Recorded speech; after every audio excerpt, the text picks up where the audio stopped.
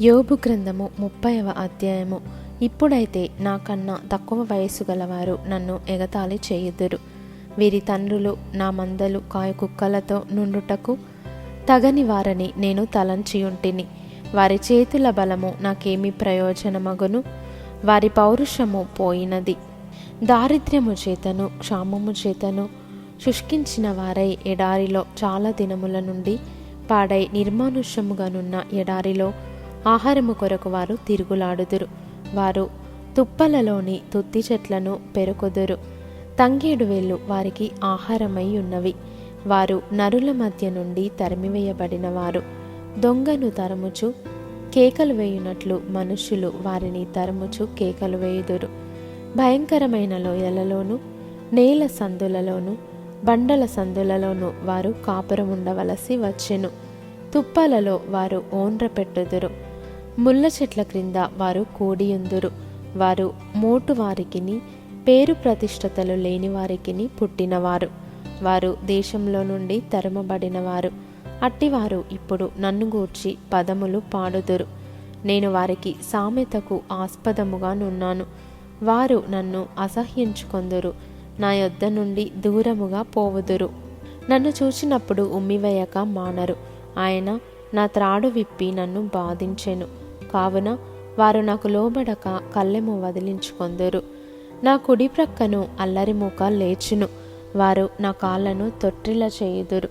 పట్టణమునకు ముట్టడి దిబ్బ వేసినట్లు తమ నాశన ప్రయత్నములను నా మీద సాగింతురు. వారు నిరాధారులైనను నా మార్గమును పాడు చేయుదురు. నా మీదికి వచ్చిన ఆపదను మరి అధికము కలుగజేయుదురు.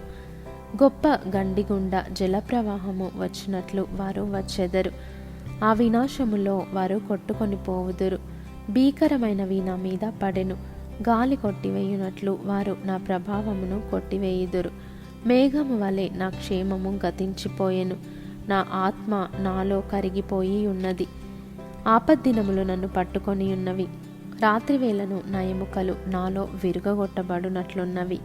నన్ను బాధించు నొప్పులు నిద్రపోవు. మహారోగ బలము చేత నా వస్త్రము నిరూపమగును. మెడ చుట్టూ నుండు నా చొక్కాయి వలె అది నన్ను ఇరికించుచున్నది.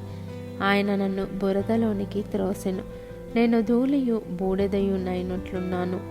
నీకు మొరపెట్టుచున్నాను, అయితే నీవు ప్రత్యుత్తరమేమియు నీయకున్నావు. నేను నిలుచుండగా నీవు నన్ను తేరి చూచుచున్నావు. నీవు మారిపోయి నా ఎడల కఠినుడవైతివి.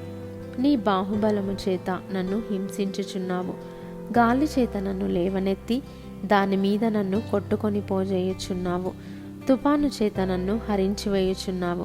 మరణమునకు సర్వజీవులకు నియమింపబడిన సంకేత సమాజ మందిరమునకు నీవు నన్ను రప్పించెదవని నాకు తెలియను. ఒకడు పడిపోవు నెడల వాడు చెయ్యి చాపడా? ఆపదలో నున్నవాడు తప్పింపవలెనని మొరపెట్టడా? బాధలో నున్నవారి నిమిత్తము నేను ఏడవలేదా? దరిద్రుల నిమిత్తము నేను దుఃఖింపలేదా? నాకు మేలు కలుగునని నేను ఆశించుకొనగా నాకు కీడు సంభవించెను. వెలుగు నిమిత్తము నేను కనిపెట్టగా చీకటి కలిగెను. నా పేగులు మానక మండుచున్నవి. అపాయ దినములు నన్ను ఎదుర్కొనెను. సూర్యుని ప్రకాశము లేక వ్యాకులపడుచు నేను సంచరించుచున్నాను. సమాజంలో నిల్వబడి మొరపెట్టుచున్నాను. నేను నక్కలకు సోదరుడనైతిని, నిప్పుకోళ్ళ జతకాడనైతిని. నా చర్మము నల్లబడి నా మీద నుండి ఊడిపోవుచున్నది. కాక వలన నా ఎముకలు కాగిపోయెను. నా స్వరమండలము దుఃఖస్వరము నిచ్చుచున్నది. నా పిల్లన గ్రోవి రోదన శబ్దము ఎత్తుచున్నది.